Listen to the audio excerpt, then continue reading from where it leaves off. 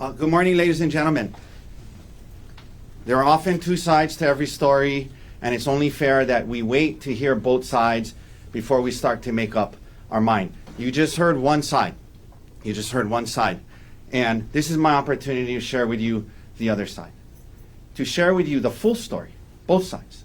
To share with you the complex human interactions between Gerhard and his wife, and the complex human chain of events between December and March that resulted in him sitting here falsely accused of attempted murder. And the evidence will show he is falsely accused of attempted murder. And let me get one thing straight from the start. He never, ever confessed to his son on that phone call. The evidence will show that's not true. This is a long, complex human story. And I'm going to walk you through all the details of it this morning. However, the evidence will show that this story, this human story, can be summarized best in three words, just in summary, three words. Unfaithful, unwilling, and untrue. Unfaithful, unwilling, and untrue. Unfaithful. Ariel Koenig was unfaithful to her husband. In the latter part of 2024, she engaged in an inappropriate relationship with a man she worked with, a married man named Jeffrey Miller, an affair. When Gerhard discovered it in early December 2024, he was heartbroken. He was devastated. And he didn't know if they could come back from that. He didn't know if he could trust her again. He didn't know if he wanted to. But they both had a lot invested in this marriage. They both had moved to Maui. They had two very young boys together. And they thought they should try. Both of them wanted to try. But in order to try, there was going to be things that Gerhard needed on a human level. On a human level, there's just going to be things he needed to heal from her inappropriate relationship with Mr. Miller. He was going to need her to quit her job and never speak to, communicate, or be together with Mr. Miller again. Understandable. She loved her job. She liked her job very much. It was a very rare, unique job. I want to talk a little bit more about that. But he needed her to quit and not be around Mr. Miller. He needed her to accept responsibility, not minimize, not be defensive, show remorse for this relationship that she had. And you will see the messages, some of them, because she deleted most of them. But the ones you'll see. And you'll see where she, in text messages to him, admits that she had an affair. You'll see it. So he needed her to accept it, and he needed her to show remorse. And he needed her to give up some of her secrecy. She had been hiding things, deleting things, so he needed that. If he was going to trust her again, he needed her to be more open and not hide these things. And he needed some intimacy from her, emotional intimacy, but also physical, to feel better, to feel like she still cared about him. Unwilling, second word. The evidence will show that after being confronted by him, she initially admits to it, accepts responsibility, and says she wants to do these things, says, yeah, you're right, I want to make this work, I'm going to quit my job, no more contact with Miller, do all these things. Very quickly, that changed. She very quickly became unwilling to do those things that it was going to take to live this way, to make it work. Primarily, she did not want to quit her job, and not seeing Mr. Miller in person was affecting her job. So she didn't quit. She said, but I just won't talk to him, I won't be with him. But that was affecting her job into January and February. So she quickly became unwilling to do those things. And that unwillingness led to a very tumultuous January and February of 2025, because they would make some progress, and then she wouldn't be willing. They would take a couple steps back. It was an emotional roller coaster for both of them. Complex human interactions. But they were trying. This leads to March, when, in an effort to try, Gerhard asks her, hey, your birthday's coming up, what do you want to do? She is the one who said, hey, I've been wanting to go on a staycation to Oahu. You will see it. She admits to that. So they go on this trip to Oahu, and they go on this hike, and I'm going to get into a lot more details, but you're going to hear how on the hike she brought it up, and she said, hey, it's been a while now, I got to see Mr. Miller again for work, you got to trust me. And he's dumbfounded.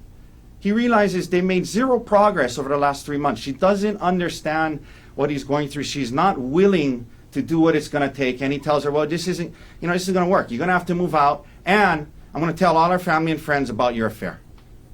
It's just not going to work. This leads to a physical altercation that she started. She came after him, started kicking, punching. They end up on the ground.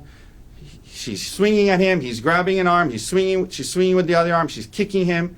As the prosecutor said, they're on the ground. She picks up a rock and hits him in the face with it. And he quickly reacts, human reaction, grabs the rock, hits her twice, and stops. Untrue. After that, knowing that the marriage is over, knowing that this is heading for a divorce and custody battle, the evidence will show Ariel Koenig says many untrue things about what happened. And she did so, you will see, to get the upper hand in the coming divorce and custody case. And you will see how she is using the allegations in this case, in the divorce, to get everything. His retirement, the house, full custody, everything. Unfaithful to her husband, unwilling to do what it was going to take, untrue things after all of this happens on the cliff. Says untrue things. I'm going to get into this in a lot more detail over the next half an hour. But there's a few things I want to address up front. The evidence will show there was absolutely no premeditated plan to take her up to this busy parking lot, the Pali Lookout parking lot, in broad daylight in the middle of the morning at 10-something in the morning, and try to kill her in broad daylight. There was no premeditated plan. This was a unplanned, unanticipated scuffle that happened between a couple. There was no plan. Number two, the evidence will show there was absolutely no syringes on the mountain that day. He didn't have any syringes, wasn't trying to stab her. The evidence will show he never tried to throw her off the cliff. She attacked him, pushed him, and they ended up in a scuffle on the ground. He never tried to throw off the cliff. Number four, the evidence will show he did hit her with the rock. And she does have, I'll tell you, she's got a bad cut on her head. She's got a severe laceration on her head from it. And it bleeds a lot. But the evidence will show, medically speaking, it looked worse than it was. You'll hear from Queen's doctors who treated her that day and said that there was no substantial risk of death from the cut, and it didn't even rise to the level of serious bodily injury. She had no skull fractures, brain bleeds. They stitched her up. They let her go the next morning. That's what the medical evidence will show. The evidence will show he never confessed to his son. I'm going to talk more about that later. That's what the evidence will show. Now, before I get into the details more, I want to share a little bit with you about Dr. Koenig, Gerhard. He's 47 years old. He was 46 when this happened. He was actually born and raised initially in South Africa. His parents, Peter, his dad, and his mom, Anwil, flew in today. They were raising the kids. He has 3 siblings, 2 brothers and a sister. LaRue, Ruan, and Lisa, his siblings. At some point when Gerhard was about 9th grade, they moved to San Diego. Just things going on in South Africa at the time. They wanted to come in a better situation. Gerhard graduated from high school, went to college, UC San Diego, majored in bioengineering. Worked a little bit, went to med school. He got married young, his first marriage when he was 20 years old. He married a lady named Jessica Ray Patella. And they had 2 kids when he was relatively young, still in medical school. Ophelia, his older daughter, and then Emil. You're going to hear a lot about Emil. And he finished med school. He did his residency in anesthesiology and became board certified, was actually teaching as a professor. And sometime in his residency, his first marriage, they separated, they got a divorce. So he knows what it's like to get a divorce. You know, it's not ideal. He didn't want to do it again. But it wasn't a situation where, like, if he had to, I'm going to kill her if I can't be with her. No, he's been through it. So they separate, and from his first wife. When it's time for him to start dating again, he goes online and uses dating for a couple of free dating apps. It didn't really work out, so he paid for a subscription to eharmony.com. And at some point, Ariel Koenig reaches out to him, and they go on a date at a bar, and things progress from there. They get married in 2018. They have their first son, Olin, is born in 2020. And they're living in Pittsburgh at the time. He's working, she's working. And they wanted to find a safer place to live. There was a lot of gun violence in the area. It was important to them to find a safer, maybe warmer place as well. They fell in love with Maui. For those reasons, they fell in love with Maui. It was going to be a hit to their careers, though, because especially her, what she does, nuclear engineering, and she works on these big nuclear energy projects. There wasn't really jobs like that in Maui, but she wanted to do that and come here. And so that's what they did. They moved here in March of 2023, and right before they moved here, literally the month before, their second son, Vigo, was born. Right before they moved. So they moved here, and from March 2023 until December 2024, for Gerhard, it was a dream life. He got a good job at Maui Memorial. He loved his wife, he loved his kids, living in paradise on Maui. It was a great life. He loved his marriage. In 2024, we find out Ariel didn't necessarily feel the same way. In August of 2024, she has to travel a lot for work because she works virtually. In August of 2024, she goes on a trip to South Africa with Jeffrey Miller. And Gerhard knows about it, but he has no reason to be concerned. He's not really worried about it at all. She comes back. In October, the family, they go on a trip to Kauai for Emil's birthday. And for the first time, he starts to see some red flags. He overhears her talking on the phone to Mr. Miller, which is supposed to be a work call, and it just didn't sound right. It was overly flirty. It was the way someone in a relationship would talk to another, and it bothered him. But he said, maybe, I'm not, it's weird, but, Things progress in November and December. He keeps seeing these things. When he walks in, she's texting somebody, she hides her phone, and he starts to, a lot of red flags. So he goes into detective mode.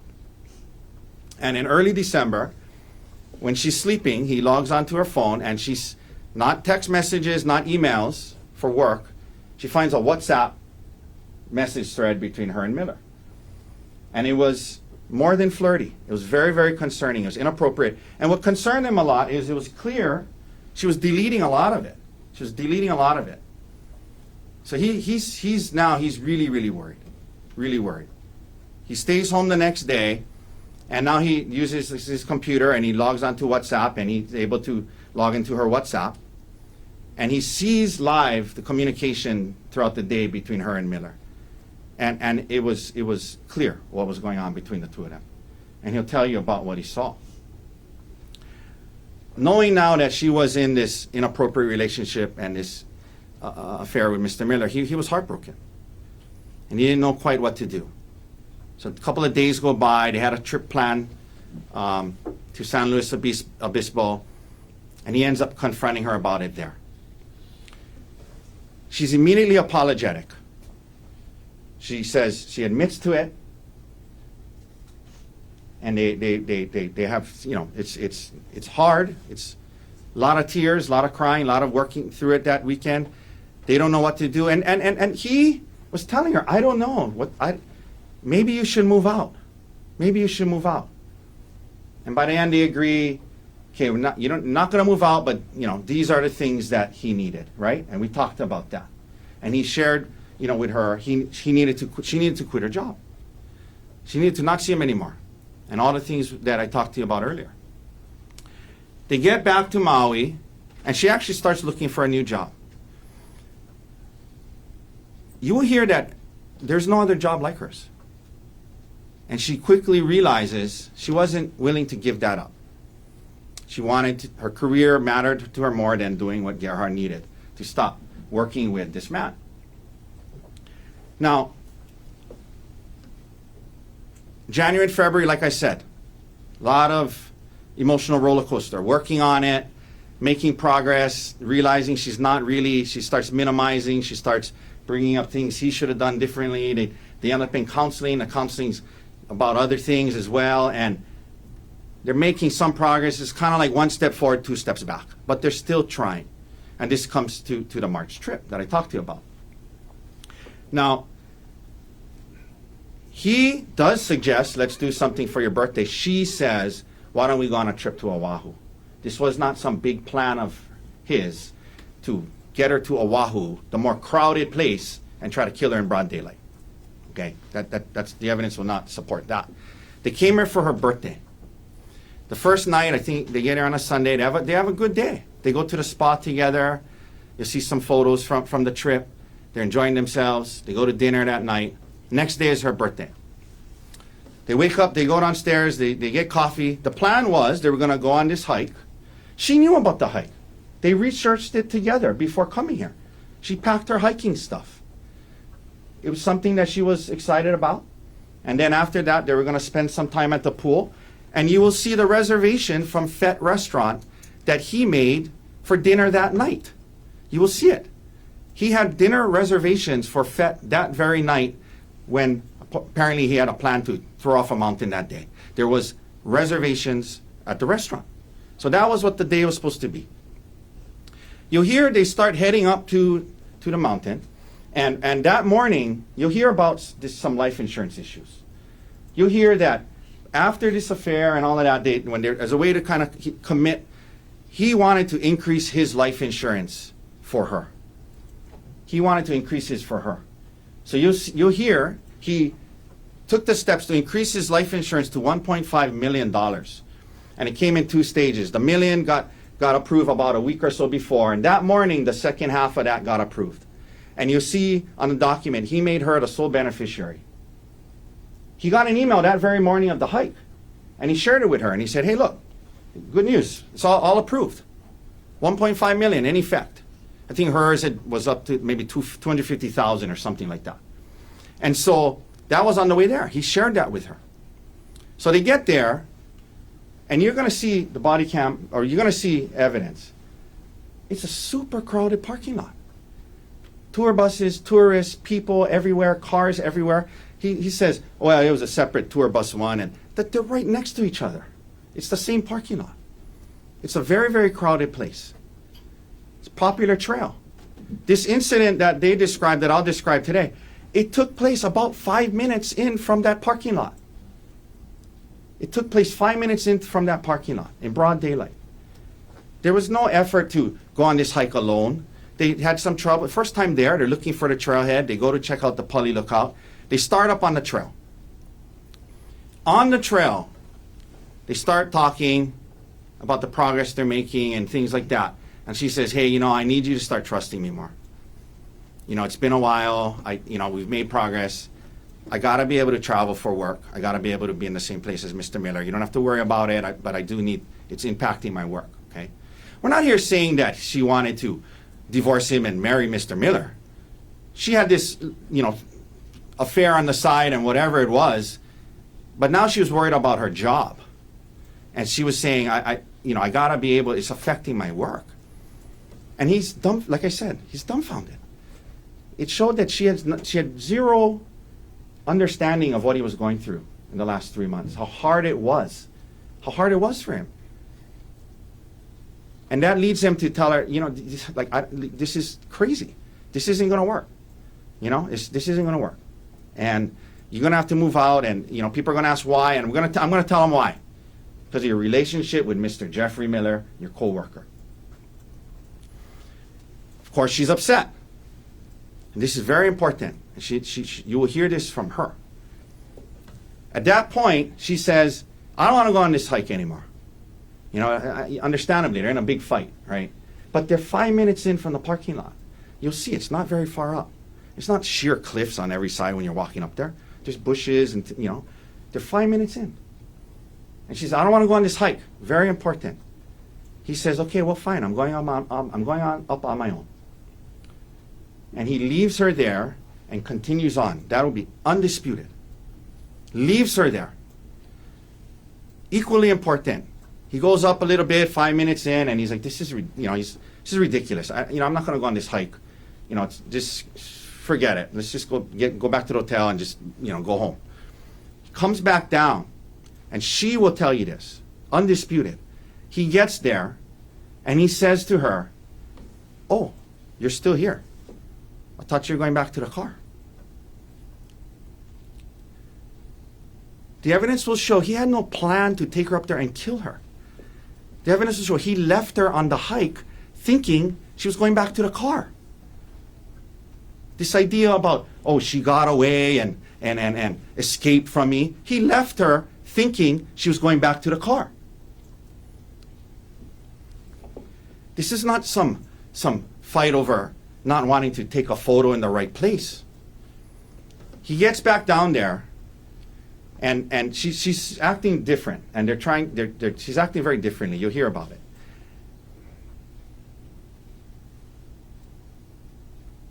And what happens next is he turns around, and he's just, they're talking, and she's saying, look, let's just forget about it. We'll, whatever.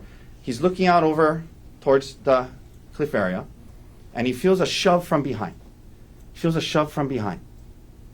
And he turns around, and he says to her, what the hell was that? And it felt to him that she tried to push him towards the edge. And he turns around, and he says to her, what are you doing? And she starts screaming. However he said it, help, help, help. She starts screaming. And she's backing away after pushing him, and she's yelling, help, help, help. She's not saying he's hitting me, he's killing me, or anything like that. You'll hear from the witnesses. They thought somebody fell off the cliff. And he's turning around, he's saying, what are you doing? Why did you push me? And he's walking towards her, and she's yelling, help, help. And he puts his hands on her to calm her down, and she starts swinging. She starts kicking, he's grabbing her, ends up on the ground. This scuffle was unplanned, unexpected, and escalated quickly. They're on the ground. I described what happened. She's punching him, she's kicking him, he's on top of her trying to stop, hits him, she tries to grab that arm, hits him with the other arm, kicking him. She picks up the rock and hits him with the rock on the side of his head. And she tries to hit him again, he stops, he gets the rock, and in a split second, human reaction, under attack, he hits her with the rock. It was a reflex, it was a reaction, it was in response to the force that he had just experienced. But he stops. Because the hit made her stop. And as soon as she stopped, he stopped. It was about this time these two witnesses got there. One of them doesn't even see him hit her at all. The other will tell you she saw one hit. They got there. They said when they heard it, they came around the corner, and by then he was standing, and he had the rock, and he didn't hit her. They saw the very tail end of this. They don't know how it started. They didn't see who started it. They got there at the very end. He hit her once, and he stopped. After that, the witnesses are there. She's yelling out to them. She crawls down to them, and you hear from them. He stands there. He doesn't come after her. He doesn't aggress towards them. He doesn't yell at them. He doesn't try to grab her and continue to throw her off. She had stopped assaulting him. He had backed away. And he saw that she was okay. He saw that she was talking and yelling to the witnesses. He saw that. And they make their way down the trail. Now,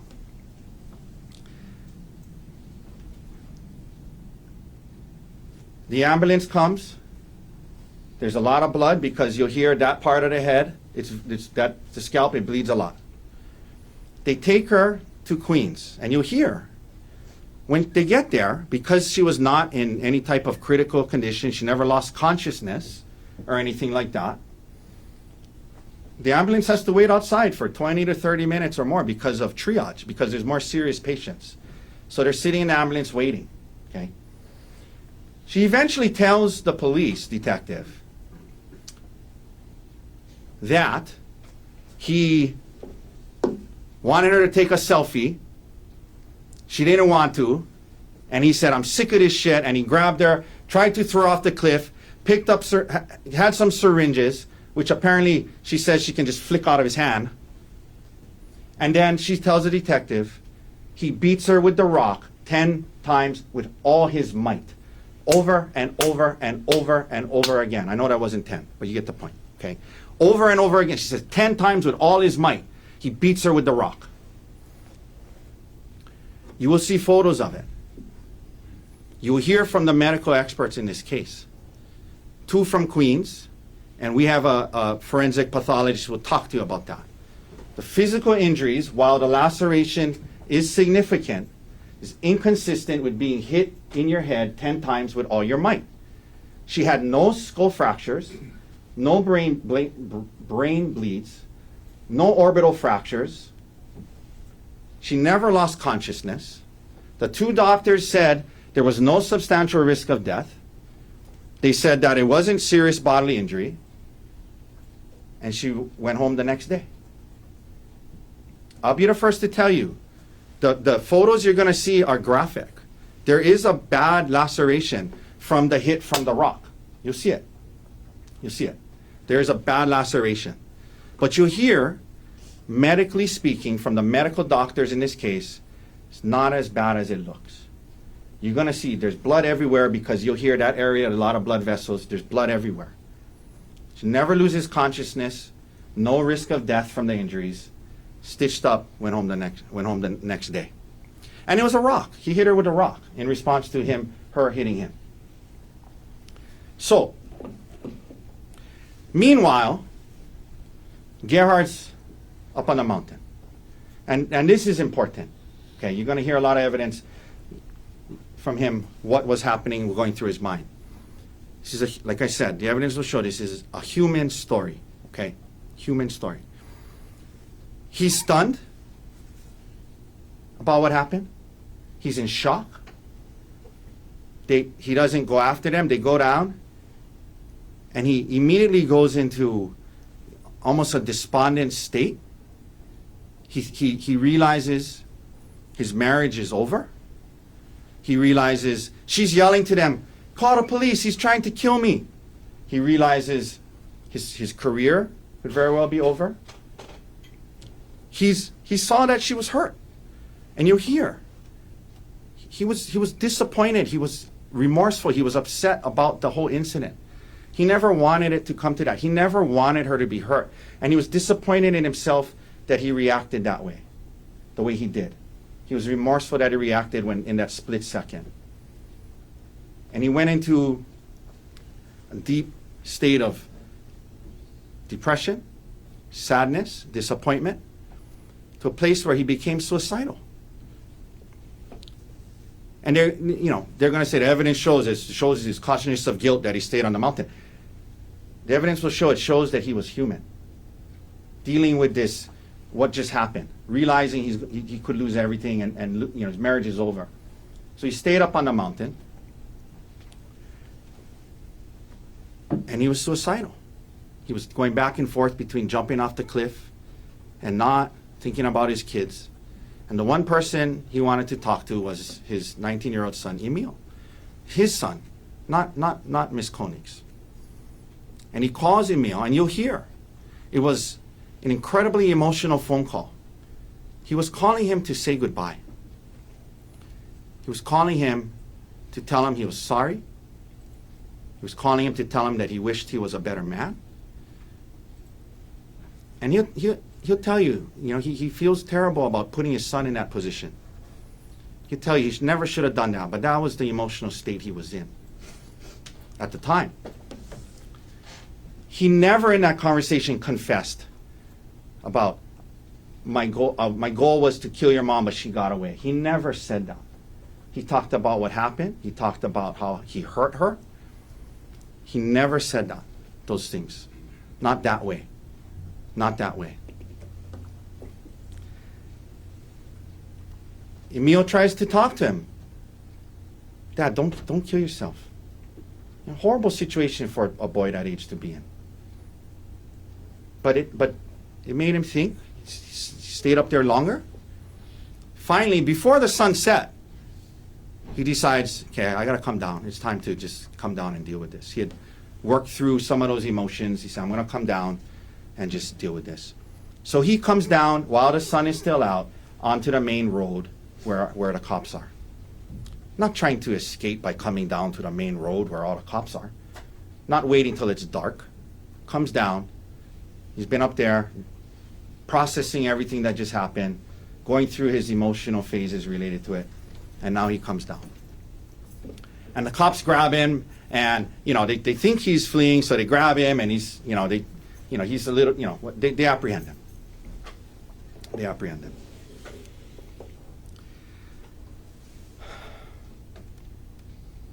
He'll tell you he feels awful that she got hurt, and you'll see it. I'm telling you, there's blood everywhere. There's a big gash. It was just one, maybe two hits with the rock, and then that's it. That's it. Medically speaking, not that bad. Visually, the photographs look horrible. Just letting you know. But you hear from the doctors. It was not life-threatening. It was not serious bodily injury. They stitched her up. 3 days later, she leaves the hospital. 3 days later, she logs on. He mentioned it. She gets an attorney within a day or two. Someone who's attorney specialized in criminal defense, TROs, things like that. He gets an attorney. She gets an attorney. 3 days after this incident, she goes onto their joint accounts, moves 130 grand. It's primarily his money without his permission. She's in touch with her attorney. They file a restraining order against him. The hearing's coming up. She knows she has to take the stand, testify under oath. Instead of take the stand, testify under oath, be cross-examined, she dismisses the restraining order against him. Shortly thereafter, you hear that she files for divorce. And you hear how even as recently as last week, her and her attorney that she signed off on this files something saying, because he attempted to kill me, I should get full custody of the kids, I should get the house, I should get half his retirement and keep mine. Things that she would never get absent these allegations. Just last week.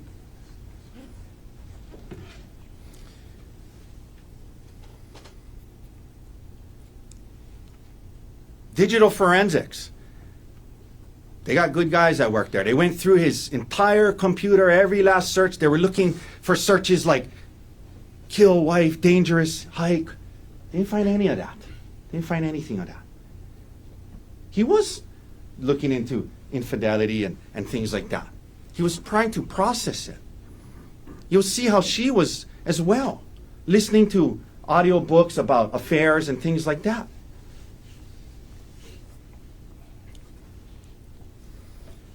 Ladies and gentlemen, I ask that you wait till you hear everything. Even the law on self-defense. Even the law on self-defense that you'll learn at the end. I ask you to keep an open mind. He never wanted her to get hurt. He feels terrible about that. He's disappointed in himself.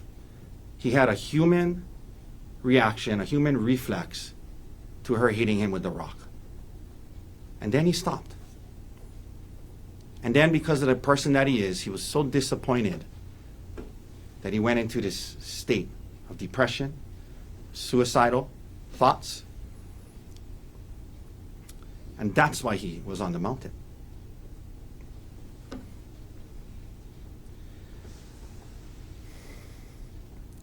This is going to be a complex, long human story. It's also, the evidence will show, going to be a sad one for everyone involved.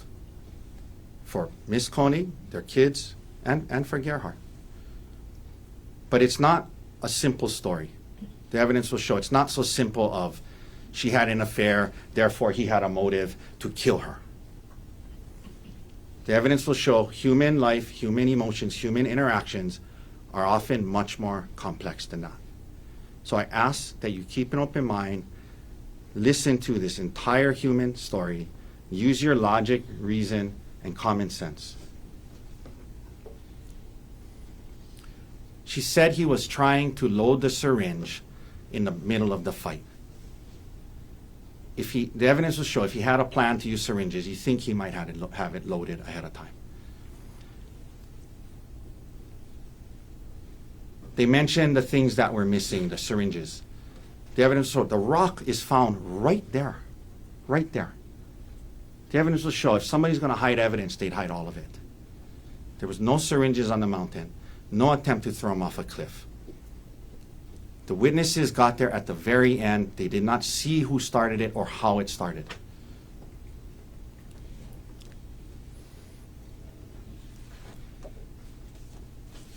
I thank you for your time this morning. I thank you for keeping an open mind, as we know you will. As you now know, there are two sides to this story. And it'll be your job at the end to use your reason, logic, and common sense and see which one makes more sense. Was this about not being willing to take a selfie? Or was this about a lot more? Thank you.